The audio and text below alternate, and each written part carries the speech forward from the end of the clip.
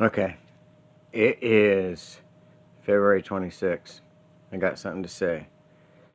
Okay, so in 2021, Biden bought $232 million worth of oil from Russia, making them very rich and allowing them to be able to fund themselves a war. But worse than that, Biden says we're going to put sanctions on Russia, and Biden's idea of sanctions on Russia is to allow them to continue to flow us gas. Keystone Pipeline would have granted us pure efficiency for ourselves, and we wouldn't have had to be dependent on foreign oil. Instead, Biden wanted to fund him, and he continues to fund him. He says he's putting sanctions on Russia to stop them from invading Ukraine. They're killing Ukrainians right now, and that is the truth. The Ukrainian people are having to arm themselves. Citizens are arming themselves. The government's giving citizens guns to arm themselves because our president has failed them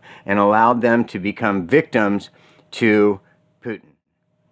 He continues to say he's being tough on Putin, but he's not.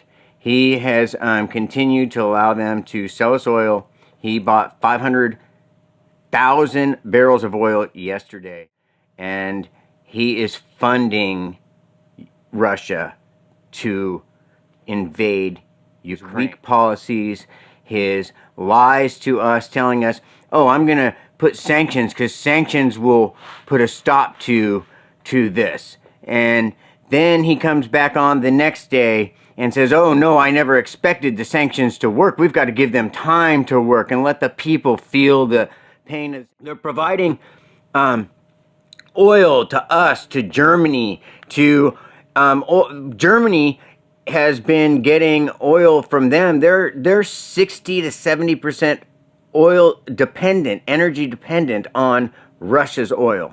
And those are our allies. Why are our allies funding Russia to fight our other allies? Okay, more than that. I haven't talked about this yet, but we need to talk about this too. Not only is he causing this war, he's made us look so weak, but we look weak for more than one reason.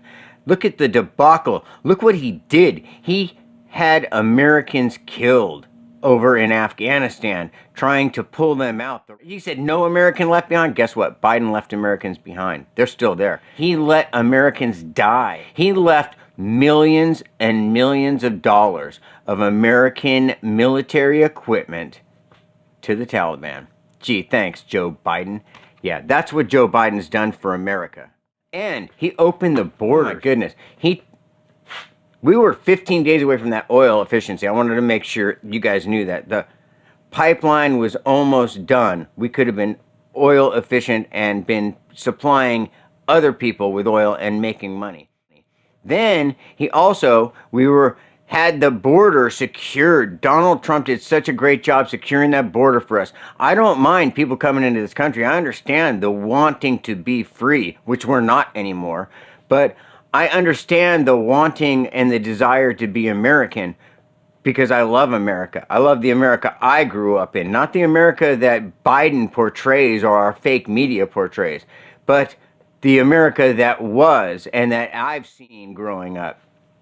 A very culturally diverse America that I love. I don't have a problem with people coming legally into this country. I wholeheartedly agree with that. But opening our border to felons, to drugs, to possible disease, flying people all around the country, is making sure if there are people with disease, guess what? They're spreading it everywhere. If there are people coming in with drugs and they're drug dealers, guess what? They're going everywhere. He's flying people unknowingly, trying to hide it from the American people. He's a terrible president. He's the worst president in the history of our country. He's divisive. He's caused more hate than I've ever seen in my life. He's so divisive. Yeah. Okay. For now, that's all I got to say. Eyes wide open. Please, America, let's get rid of this terrible president. We can't wait for another election. It's time to impeach this president. It's time to convict him of the crimes he's committed. It's time to impeach Joe Biden. We need to get rid of him now. Eyes wide open, America.